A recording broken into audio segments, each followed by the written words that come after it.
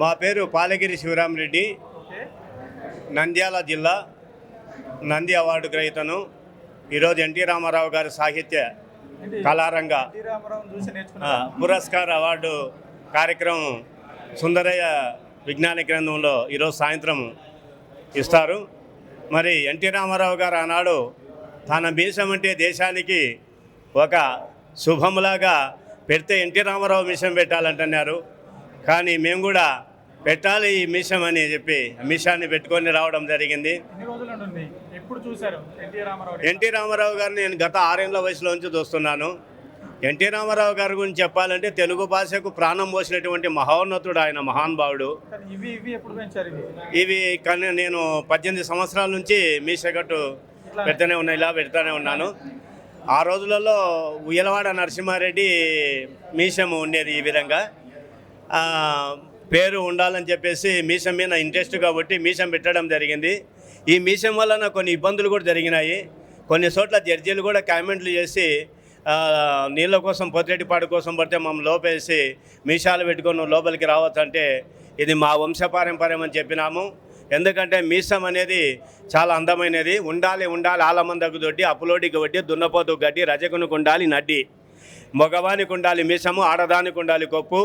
ఈ సన్మాన సభలకు ఎన్టీ రామారావు గారి ఈ యొక్క జయంతి కార్యక్రమంలో ఈ మీసం యొక్క పవిత్రతను మీరందరూ సప్పట్లు కొట్టాలని చెప్పేసి 101వ జయంతి కార్యక్రమాన్ని పురస్కరించుకొని ఈరోజు అందరినీ కూడా మేము చూస్తున్నామంటే ఇది గొప్ప బహుమానం అని చెప్పి ఎన్టీ రామారావు గారిని కోరుకుంటూ ఈ మీడియా వాళ్ళు కూడా మాకు అవకాశం ఇచ్చారు. 6 ఏళ్ల వయసులో చూశాను. పాండవుల వనవాసము, పాత సినిమాలు, ఆయన సినిమాలు చాలా బాగుండేటివి. ఆయన పద్యాలు చెప్పేవాడు. ఏమంటే తమ్ముని కొడుకులు సగా పాలిమని రే,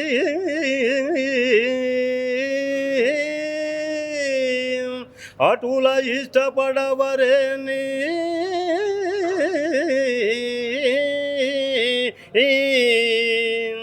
ఐదులిమని రైదుగురకు ధర్మముగా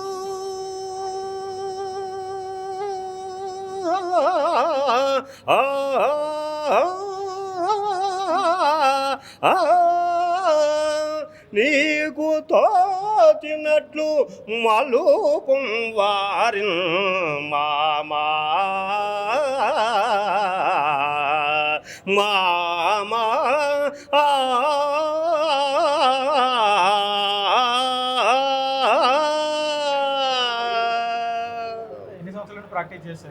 చిన్నప్పటి నుంచి అలవాటైంది.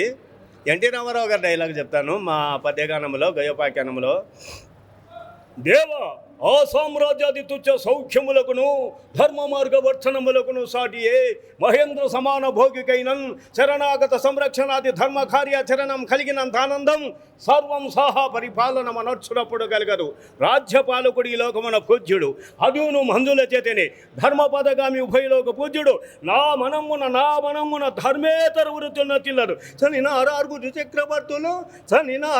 చక్రవర్తులు మహే చక్రంబు పాలించి ధర్మ నిరూఢిన్ తని నారు షోడశ మహారాజుల్ మహేంద్రాదులై చనుచో వారలు మూటగట్టుకొని ఐశ్వర్యంబు గొంపోయిరే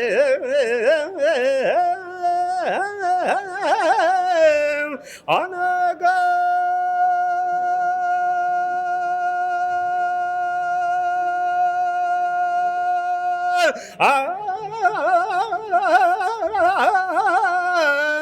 అనగా రాజ్యములేలా వైభవములేలా ధర్మముల్ లేనిచో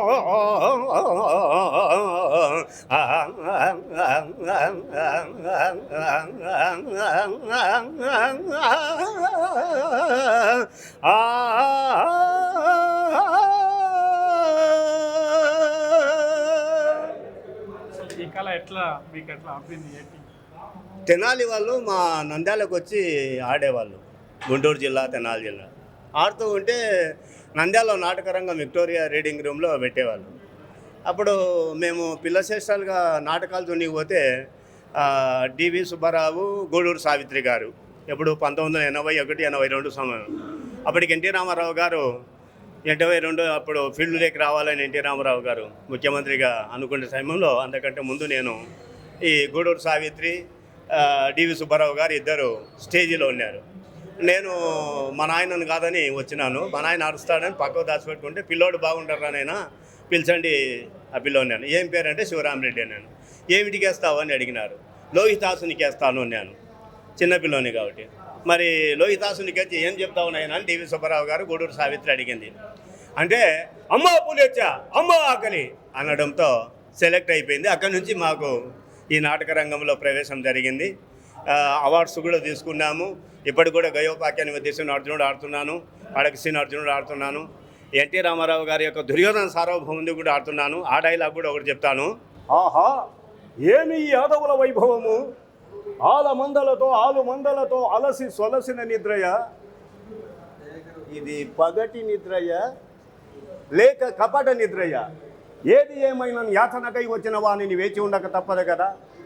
ఛీ నవగండ భూమండలాధిప మగుడ తటగటిత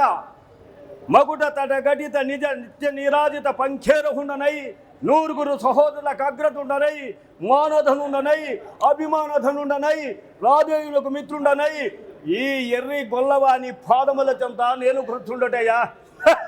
అసంభవం అసంభవం అసంభవం. అదుగో ఆ శిరసు భాగమున్న ఆసనమే మాకును సంచితాసనం. నేను అతడ పోయి కూర్చుండేదా. అనుబంధం ఉందా అసలు? 1986 డిసెంబరు 14వ తేదీన మా అమ్మగారు మహానంది మండలం గోపవరం గ్రామం నుంచి టూరిస్టు రావడం జరిగింది. మా అమ్మగారి పేరు వచ్చేసి నారాయణమ్మ, మా నాన్నగారి పేరు సుబ్బారెడ్డి. కానీ మా అమ్మగారు రావడం జరిగింది. హైదరాబాద్ వచ్చిన తర్వాత 3 బస్సుల టూరిస్టులు వస్తే ఎవరిని కూడా చూసి పలకరించాడంట, కానీ మా అమ్మను మాత్రం ఆప్యాయతగా పలకరించి అమ్మ నువ్వు సినిమాలో అంజలి దేవిని చూసినట్టుగా ఉంది, నిన్ను చూస్తూ ఉంటే నాకు చాలా సంతోషమైందంటే, ఆయన అనుకోకుండా అప్పటికనే మంచి తెలంగాణలో మంచి పేరు కదా కళ్ళు వచ్చినారంట. అమ్మ తాగమ్మ చాలా చల్లగా ఉంటుందంటే అమ్మ తాగిన తర్వాత పడిపోయింది.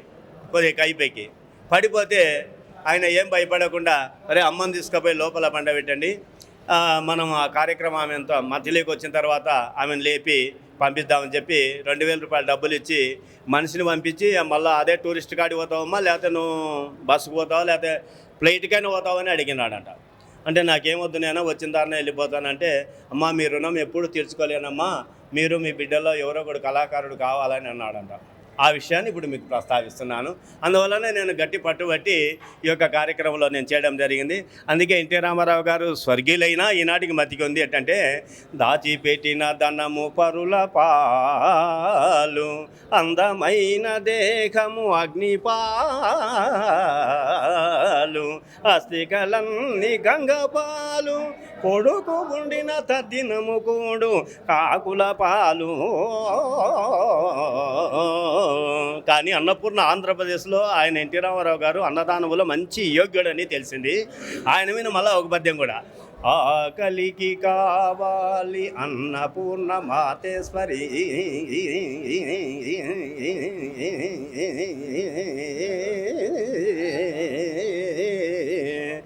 ఆకలికి కావాలి అన్నపు ముద్ద,